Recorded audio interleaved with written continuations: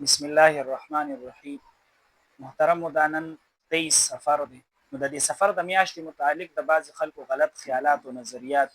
هغه غلط خیالات او نظریاتو کې یو غلط سوچ د خلکو دا دی چې هغوی په دې میاشت کې د اخري شورو باندې یا د دې نه پیله یا وروستو چوري کوي، او د هغوی دا خیال دی چې په دې باندې پیغمبر علیه صلات وسلام بیماري ښه شوې وه، نو بیبي عایشې رضی الله تعالی عنها په دې خوشحالۍ کې چوري کړې وه.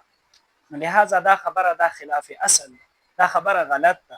صحیح خبره خدا ده چې کوم په تاریخ کې لیکلې ده، علماو لیکلې ده چې په دې اخري شورو باندې د دې شورو په دروازې په شورو کې د پیغمبر علیه الصلاۃ والسلام بیماری شروع شوې وه، او بیا چې کله دروازې اخره شوه نو بیا د پیغمبر علیه الصلاۃ والسلام بیماری نور هم زیاته شوه.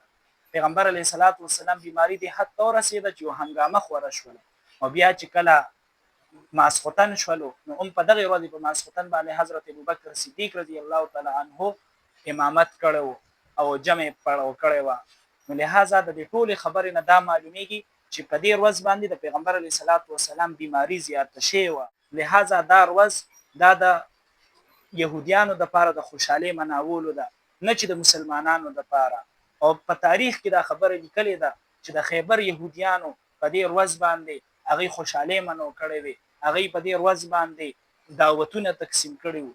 مسلمانانو له پکار دا ده چې هغوی د داسې کار نه خپل ځان بچ وساتي چې هغه په شریعت کې د هغې اصل هغه نشته دی. او بیا دا چوري کول دا نه د قرآن نه ثابت دي، نه د حدیثو نه ثابت دي، نه د آثارو نه ثابت دي، نه فقهاو د اقوالو د عباراتو نه ثابت دي. لہذا که څوک دا چوري د ثواب په نیت سره کوي نو دا بدعت دی، او که څوک یې د رسم په طور باندې کوي نو بیا هم دا صحیح نه ده، دا یو قبیح عمل دی. نو د دې نه خپل ځان بچ ساتل پکار دی.